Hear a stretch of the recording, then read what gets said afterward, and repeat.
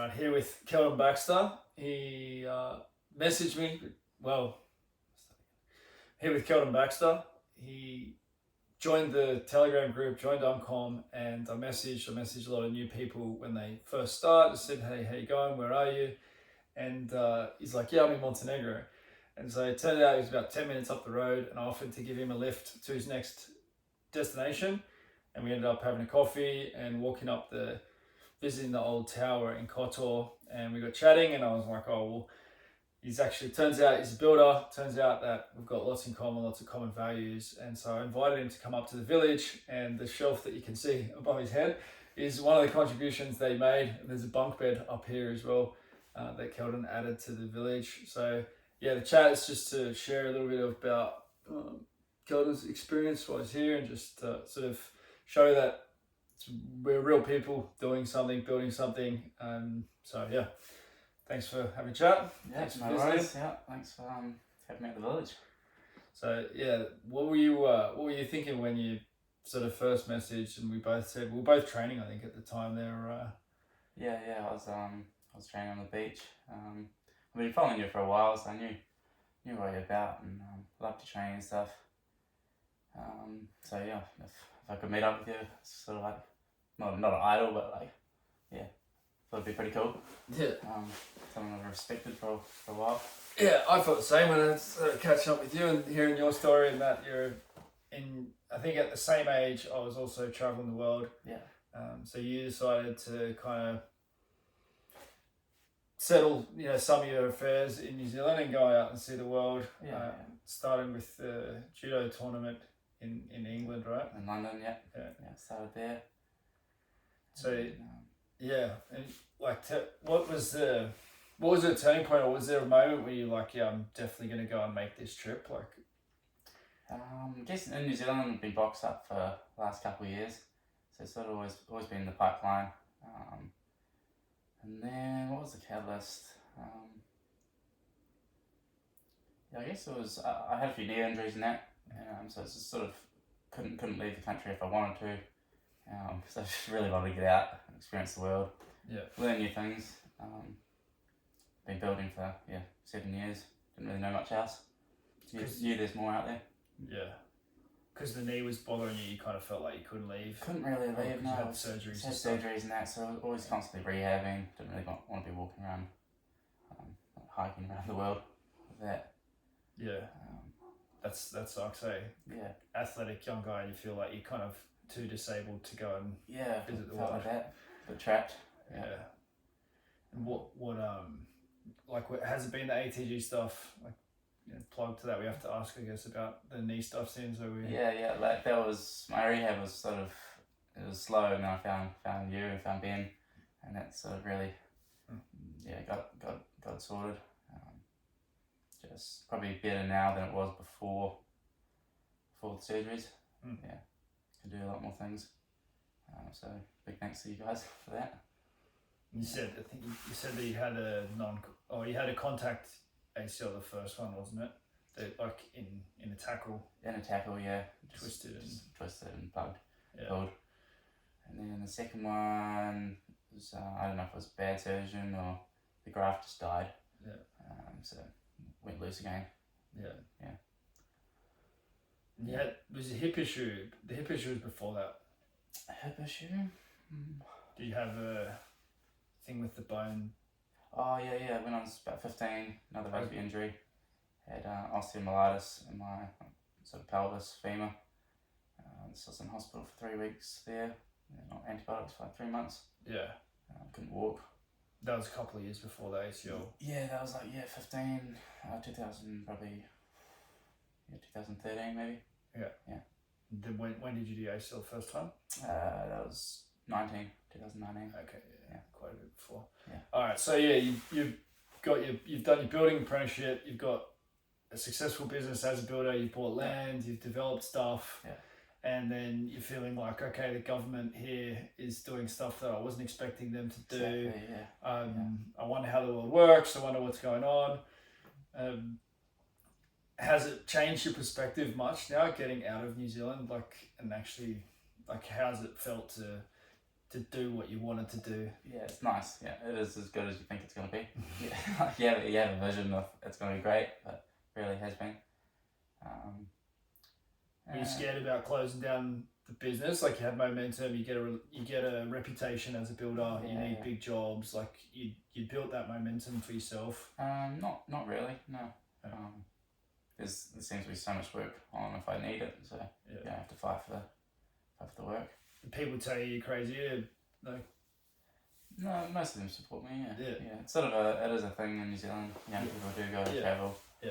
Maybe Australia as well. Yeah. I do it OE.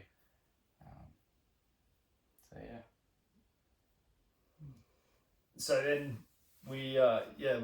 I invited you up here. You came, saw the village. Like, what was your sort of first impression when you saw this place under construction on a sort of quiet hill in Montenegro? Well, I sort of felt at home. Like, I live on a construction site every day, so it felt pretty natural to me.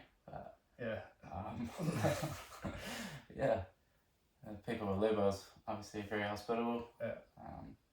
Very warm feeling. Yeah, we were talking about last night just how comfortable Lubo makes you feel, and we're getting kind of deep conversation and just reflecting on kind of the spiritual side of the project here, and you can really feel it's from the heart with Lubo. Like, he wants this place to be a place that people come from around the world. 100%. And like, it's enhancing for his consciousness to have other people with other visions come to this place, and for his children. It's like, it's on a quantum level as well as on like a material mechanical level that he's sort of thinking about this project. And I'm from the other side of the world and come to meet this random family, and it's felt at home. It's really nice. They're super welcoming, and they've changed the food that they serve a little bit over the time. You want to touch on that, because that's probably one of the key things that anyone who's out there is thinking that maybe they might want to come to an event here at some stage once it's built, or come for a visit. The food's going to be one of the key questions. I think Keegan's had a big influence on that, but mainly a meat-based diet, which has been good for me. It's what I eat. Eating local produce, local fruit. Fish. Big fish feed the other night. They're pretty. It just keeps coming, doesn't it? Like, once they they don't stop. When they're feeding you, they want you to. If you want to bulk, it's a good place to come. Probably more conducive to bulking than cutting. But I've been doing some squats as well. It's been cool training together. Getting some new experiences there. You've been working on your handstands. You've been doing the foot juggling. You got your shoulder stand coming along. Like, what sort of thoughts have you got around your training? That's just reflecting over the last few days, and where you want to go with your training for judo and for body composition, whatever. So it's been fun training here. It's been a big difference. Training with you hasn't been as much of a grind. As far as where I want to go, I want to improve my squat. So training for judo wise, mobility is a big thing. And then all your motor skills, you can train them, be very helpful. Grip strength. You sort of want to be all round judo. You don't want to be weak in any areas. It's been fun training. We've been getting on the squat every day. On the rings. It's fun having the family around as well. Got a bit of soccer in, and bit of handball. In terms of your, because I know the financial side is also something that you value. Becoming wealthy. You've put a lot of effort into doing well financially, and you've made some good moves there. Where does the travel fit into that? Like, what do you want to get out of this time on the road in relation to your financial goals? I guess new learnings. You can't really put a price on that. I'm sort of at that stage where I'm not really sure if I want to continue in construction or on the cold face, say. So I guess that's why I'm traveling to find out what I really want to do. It's been helpful for it. we had a decent chat about how you could potentially move into the knowledge economy as a builder. Yeah. Most builders feel as though, well, I just need to get jobs and then the jobs will pay a certain amount of money. You've been thinking beyond that. You've been thinking of things that aren't time for money, with like some of the projects that you've talked about with like moving houses. Yeah, And yeah. you're thinking creatively about that. But the digital economy or the knowledge economy, how, like, do you think you'll go further with what we were sort of speaking about there? Yeah. The snapshot in time. I think it's a way forward, and if you want to make money without actually having to work for it, it's a great way to go, in a way, in a sense. But yeah, you've opened my eyes to that sort of that way of thinking. Probably, yeah. From a builder's perspective, who's used to actually like banging something together and Grinding seeing away, it grow, yeah. it probably looks like you're not working for it. Mm. It can get to a point where, you know, people are clicking the button to buy while you're asleep, and they can be enjoying your content, your videos, and things that you've built, you know, when you're doing something else, you know, you're traveling. Yeah.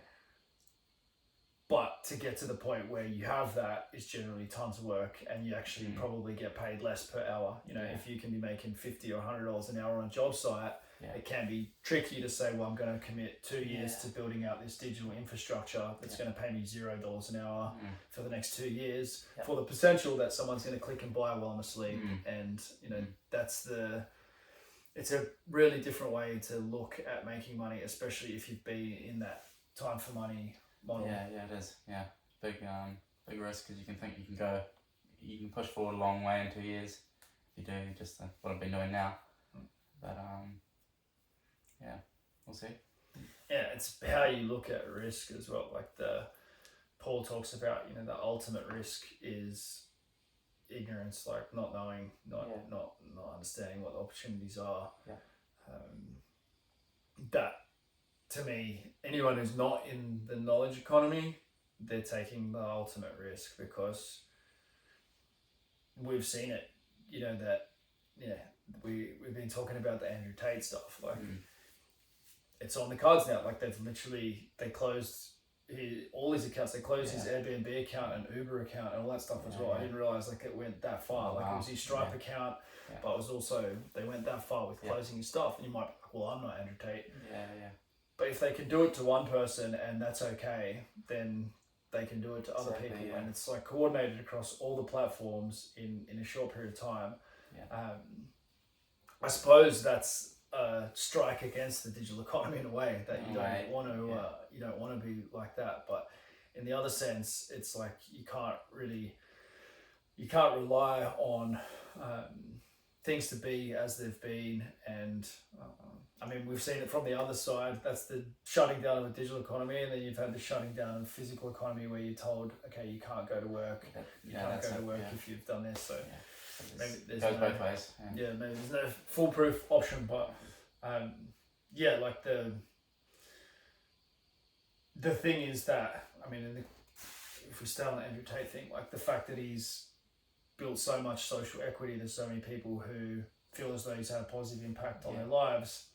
Even with him doing all of that, he's still going to be fine. Like, he's already independently wealthy, and it probably doesn't matter anyway. But even from the digital business perspective, it's probably opening new doors to him that were closed before, with different sectors of the of the economy and stuff. So it's like, once you have trust and a relationship with a bunch of people, then you're kind of always going to have that. And so if we bring it back to your situation, if you can help 500 people around the world to have a better experience of building, then you've got a new level of life security of like, if I want to go live in Argentina, well, I know I've helped that person over there to build their tiny house, and I've helped this person in Brazil and that person in Bali. And to me, it's like the ultimate insurance to Safety have. That network, it's in the network. But the physical locations that we're building in Montenegro, it is a plan B for me. It is a thing of like, if people from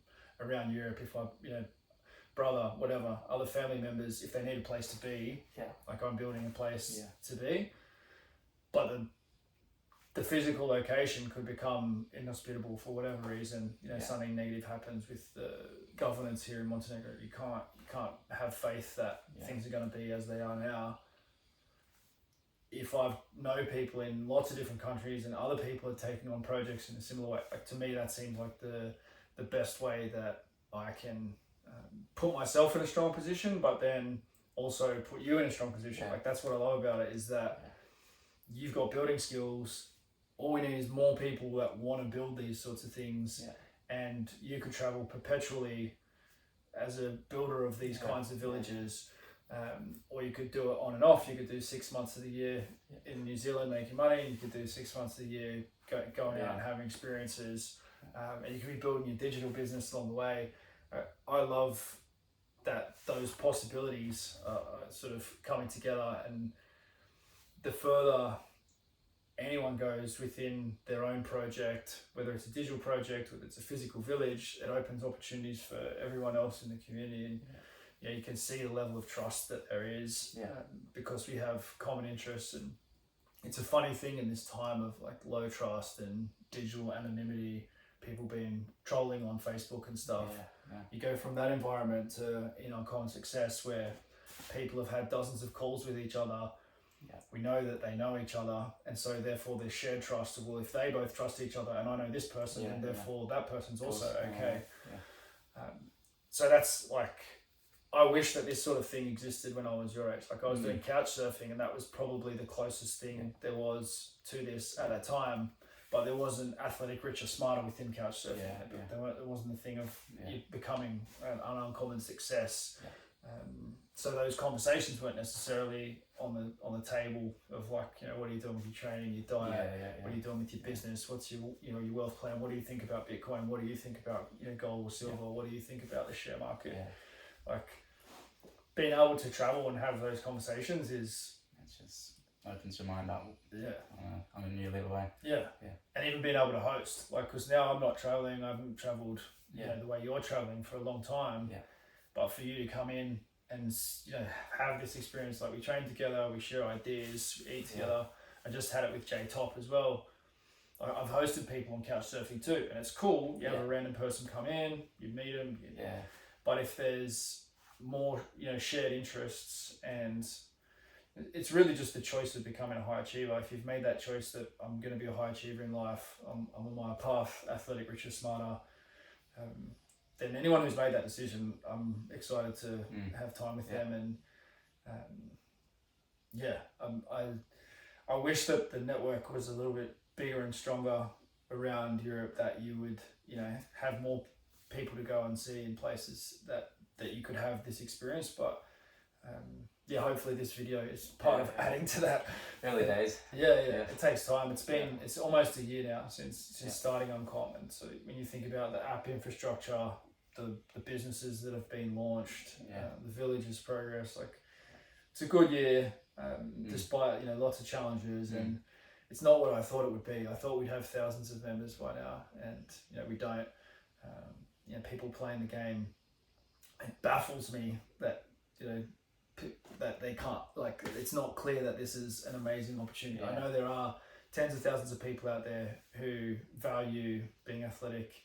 They value their freedom, they value good quality meat, they value good company, and to me, I don't see another community option that's anything like this, where there's such a level of trust and actually doing stuff. But step by step, that's the game. It's probably it's for me to work out, and for us as a community to work out, how do you get that message across better? How do you make the offer better? How do you communicate it? What's a better business model? I don't know.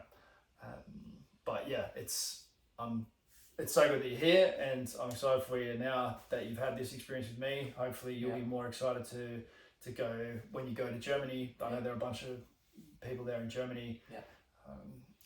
Even just getting a training session is like, that's been epic. When you go and meet someone new and you train with them, and just grab a meal, like oftentimes it leads into something else. You never know, like it leads into different business opportunities, or it leads into meeting other members of their family or whatever, or if they then come and visit New Zealand one day and Of course. all that exchange.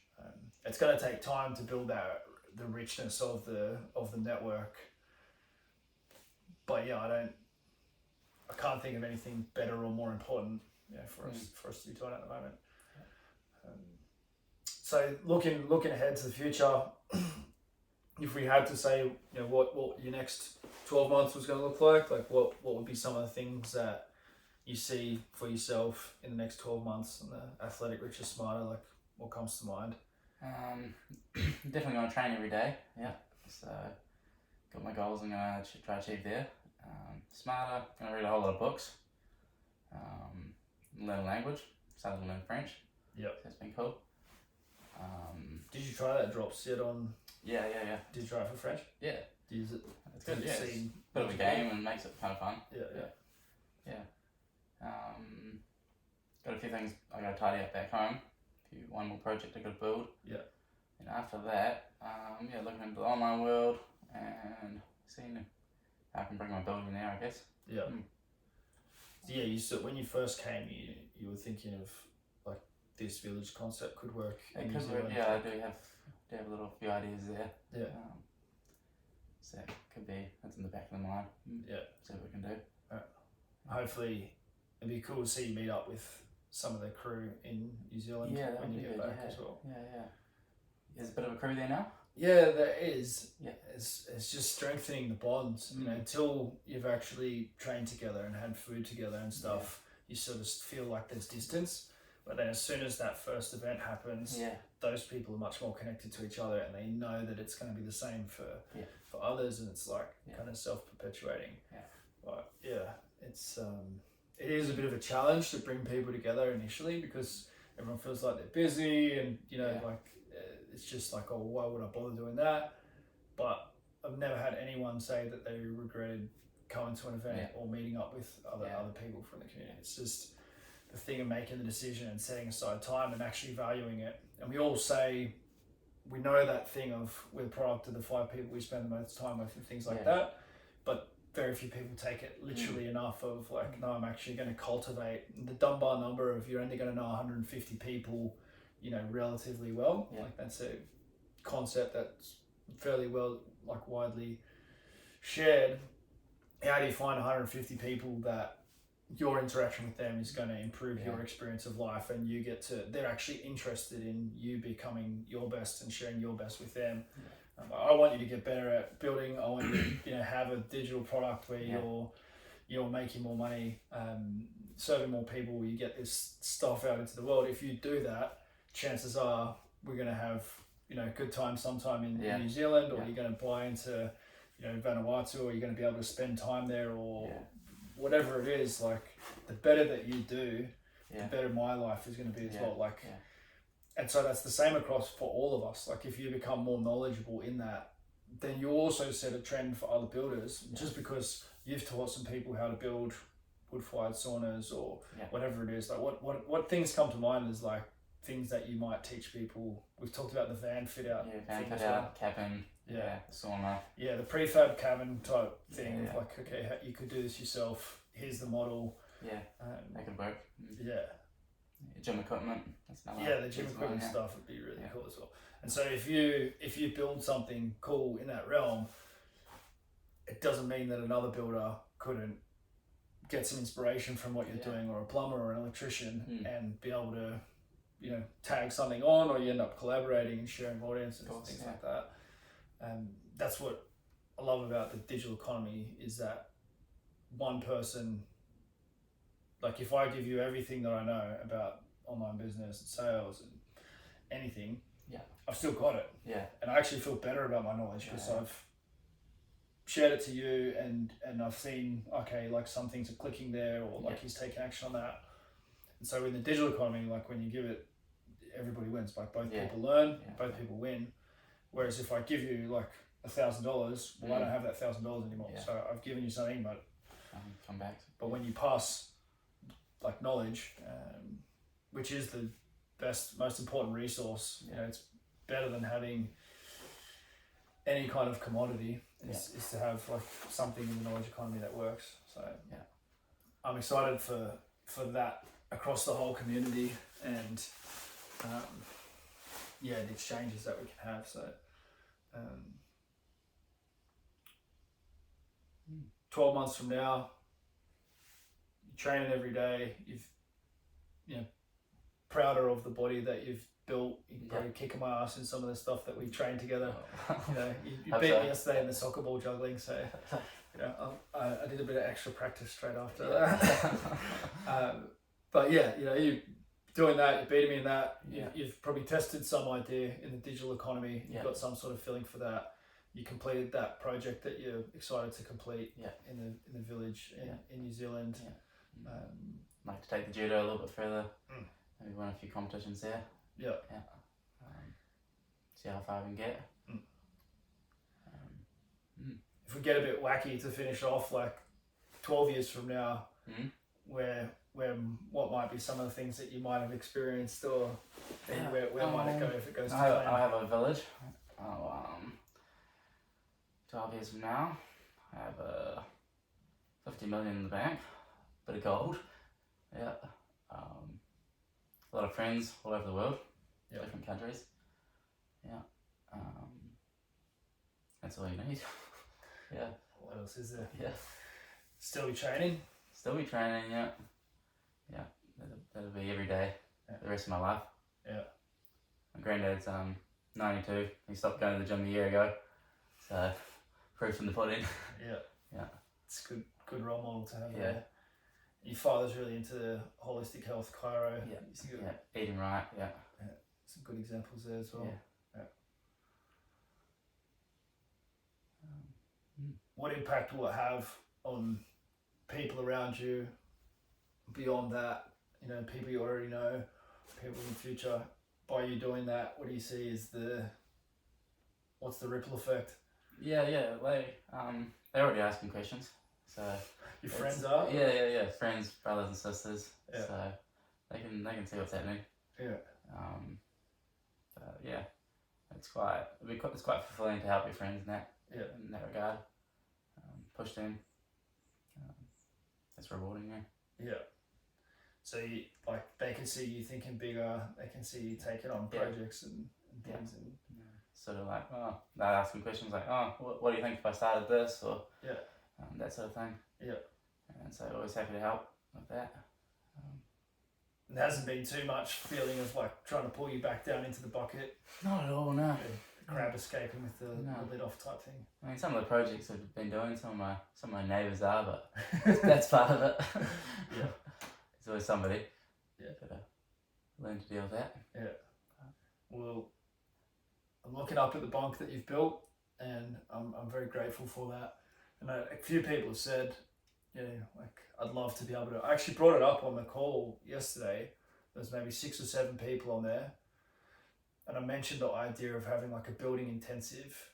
Who was it? Someone said like, I just can't build anything. Oh, it was Sar Markovich, lives in Bondi. And it was like, I floated the idea of a building intensive. Like imagine you came together for 5 days and you learned all the basics of building technique. Taught it in the way that you do a training camp to be like more of a DIY. And it's like I love that. We can get it done. Team up. It's the thing of, it's really just the decision, and then I love the fact that because we have this community now, because we have this trust, like it's really feasible that let's set a date for that. Let's run it in Vanuatu. The tools are there. There's other builders there. There's all this stuff to build. It's close to New Zealand and Australia, or if depending on how long you're going to be in Europe, but like you can see here, there's stuff, there's things to do, and it could it might be that you're here at the camp in October. I'd like to be. So if we lock that date in. I mean, maybe that'll be the first thing of it, that we'll spend a few hours on the tools, and why not? The more things that the first 20 hours, right? The Josh Kaufman book, the 20-hour, it's a 20-hour concept, 20-hour rule. A lot of people are aware of the 10,000 hour rule, like the expert or something. outliers. Malcolm Gladwell, like he really popularized that idea, and some people say, you know, it doesn't work exactly like that. Whatever. Like there's controversy of does 10,000 hours make you great? Is it more? Is it less? Etc. But the one that most people haven't heard of is the 20-hour rule, where if you study something for 20 hours, you're in the top 5% generally in something. Yeah. So if you do 20 hours of building with a good builder, and you know where you're going with it, then you'll be ahead of most people. If you do 20 hours on the guitar with someone who knows guitar, you'll have a couple of basic songs and you'll be away. 20 hours of French, and people will really appreciate that you know a bunch of French and you can bring something to the table, you can hear. And so like I think that makes a ton of sense to have these 20-hour immersive experiences. We can do them at the villages, like it's literally 3 days. And you're getting your 20 hours, or you do 4 hours a day, spend other time on other things. We can really knock some of these out, and then it's that skill share. You don't lose anything. Course, like you've shared your knowledge. You get better at sharing your knowledge. You know that it's worth more. You've got footage, you've got testimonials, and then momentum builds from there. But often, like what I've seen in business is that first part is the hardest part of like, how do I get a few people there? How do I experience it? And people worry about the money in that first little bit. But it's like, the money doesn't matter. If you have that experience and you know you can do it and you know you like it, then for sure there's money in it. Like, but that first like micro step is the one that people often spend a decade of not doing and thinking maybe I could do it. So that's the thing that I love most, those first 20 hours, the thing of like, okay, how do we get this thing just off the ground, get up off the ground. Same with your training and stuff, like you can, if you just get through those first few hours of juggling, the first few hours of handstands, your handstands are progressing well. Great things can happen from there. So I see great things for you in the future. I really, really appreciate you doing the building here and spend some time, and that's the start of a good, strong connection. If you are somewhere in Europe and you want to have Keldon drop by, connect, and obviously New Zealand, Australia, Vanuatu, Indonesia. He's going to be going everywhere anyway. So he's good company, very genuine person, thinking deeply about things, and appreciate your time here. Thank you. Great to meet you. It's been great. We'll see you again soon. Perfect.